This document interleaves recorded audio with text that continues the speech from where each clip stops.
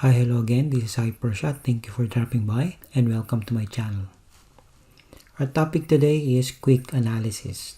Let's say we have this kind of data and we want to use the quick analysis tool of Excel. Saan ba nakikita ang quick analysis tool of Excel? Well, if you highlight a range of cells, let's say highlight natin yung range of numbers, instantly makikita natin doon sa bottom right corner ng ating highlighted cells itong icon na to. So this is the quick analysis. So ang sabi dito, use the quick analysis tool to quickly and easily analyze your data with some of Excel's most useful tools such as charts, color coding, and formulas. Actually, yung mga features na available sa quick analysis mostly are coming from conditional formatting. And then also they add yung mga totals and last yung sparkline. So if I click this icon, so may mga several options tayo to choose. We have formatting, we have charts, we have totals, we have tables, and then last is sparklines.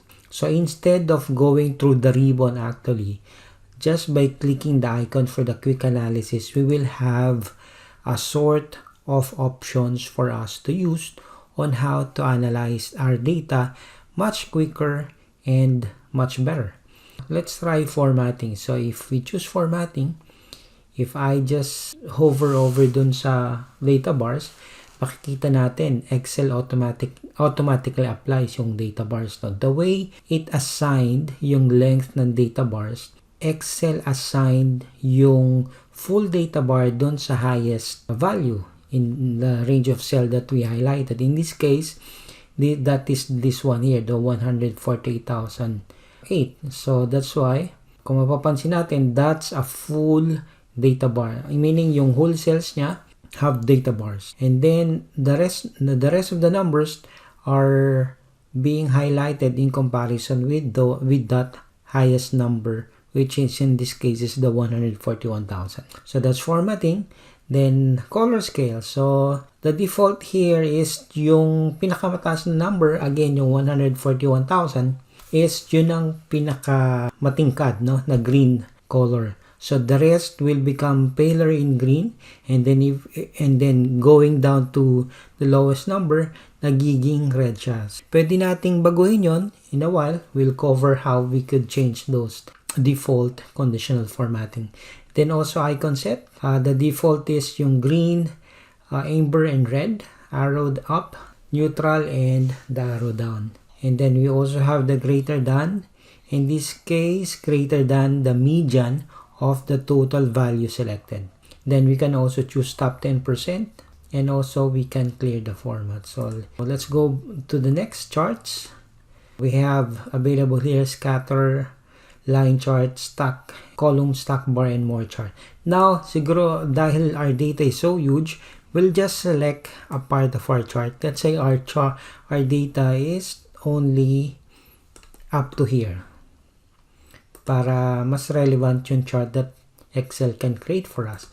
We go to chart. If I select line chart, then automatically Excel will give us charts for all those data series, no, that we have selected. And then we can also choose the clustered column, a stack column, and then more chart. And then aside from that, let's go back here. We highlight again the whole range. Next is we're going back to the total. So instead of going to AutoSum, what we can do, we have a huge range of options here that we can choose from. We can choose sum dun sa bottom part of the range. And then instead of sum, we can also use average.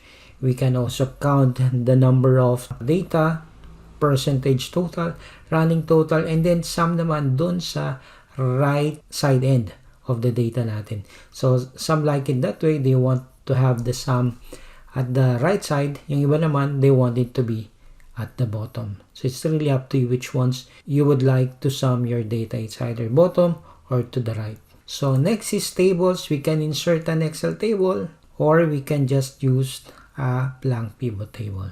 And next is sparklines. So sparklines, if we select the sparklines, automatically ito magkakaroon siya ng sparklines doon sa right end niya. It's very handy we just have to select the data range and select sparklines. Automatically we can have microcharts inserted. And then if you don't like sparklines, you can just use the column sparklines. And then for this one, this is not applicable for this. Okay, so let's say paano naman natin babaguhin? Let's say we go here, we select the data bar, we applied, or to format, the conditional formatting, ang shortcut natin is Alt-OD.